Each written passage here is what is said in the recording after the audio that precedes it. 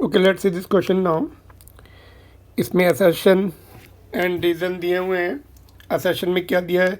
Knowing initial position x not and initial momentum p not is enough to determine the position and momentum at any point t for the simple harmonic motion with the given angular frequency omega।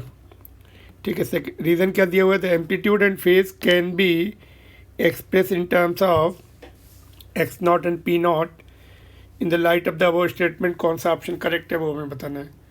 ठीक है, तो let's see now. पहले तो SHM की equation लिखते हैं। x is equal to E sine omega T plus 5। ठीक है, तो क्या बोला है? t इज इक्वल टू 0 कर दो। Initial position at t is equal to 0, x is x not, तो वैल्यू पुट कर दो। तो ऊपर वाली इक्वेशन क्या मिलेगी? x not is equal to a sine 5। ठीक है, तो यहाँ पे देखिए दो अननोन है a एंड 5। ये दोनों की वैल्यू अगर x not and P not के टर्म में आ जाती है तो स्टेटमेंट करेक्ट हो जाएगा। तो लेट अस सी, अभी पी नॉट भी देखते हैं। P not is the initial momentum. यहाँ पे देखिए पी नॉट कैसे लिखा जाए? देखिए ये इक्वेशन 1, ये 1 हो गई, ये 2 हो गई। थर्ड इक्वेशन लिखते हैं अभी मोमेंटम की, है ना। तो पहले तो हमें वेलोसिटी निकालनी पड़ेगी। इसको डिफ्रेंशिएट कर लेते हैं पहले, है ना। डिफ्रेंशिएट करो, dx बाई dt v हो गया। इधर ओमेगा बाहर निकल आएगा, तो a omega cos omega t plus 5 हो जाएगा ना। डिफ्रेंशिएशन आना चाहिए आपको। Momentum p is equal to m into v, तो इट विल बी m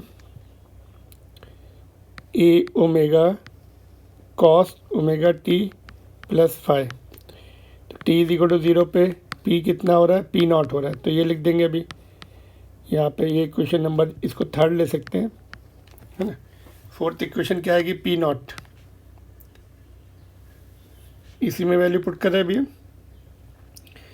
तो यहाँ पे टी 0 हो जाएगा, ये वाला टर्म 0 हो गया। कॉस 5 बचेगा, एम भी बचेगा, एम ए ओमेगा भी बचेगा एंड कॉस 5। ठीक है, ए को इधर ही रहने दो,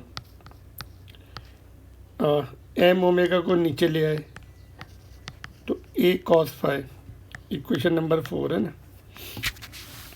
तो अभी देखो यहाँ से अगर हमने इक्वेशन 2 एंड 4 को स्क्वायर करके ऐड कर दिया, इक्वेशन 2 स्क्वायर प्लस 4 स्क्वायर, तो हमें क्या मिल रहा है? इधर देखो एक्स नॉट स्क्वायर मिल रहा है। इसका लेफ्ट साइड में देखो, इसका लेफ्ट साइड में क्या है? ये है P not square M square omega square. Right side में ए स्क्वायर कॉमन आ गया, sine square 5 plus cos square 5 1 हो गया। तो देखो अभी हमें ए का रिलेशन हमें मिल गया, x not and P not. यहाँ पे सॉरी पी नॉट है, देखो इसके टर्म मिल गया ए का, एक्स नॉट पी नॉट में मिल गया।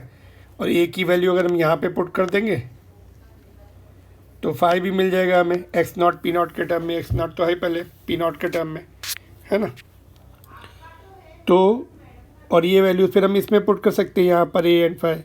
तो we can represent, we can show the position, we can show the SHM by knowing this to.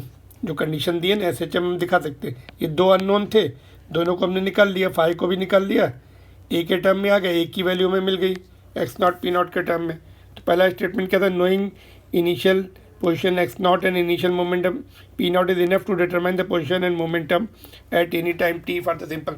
Yes, position ये दिखा रहा है, मोमेंटम ये दिखा रहा है, क्योंकि हमें पता लग चुका है 5 की वैल्यू भी, ए की वैल्यू भी।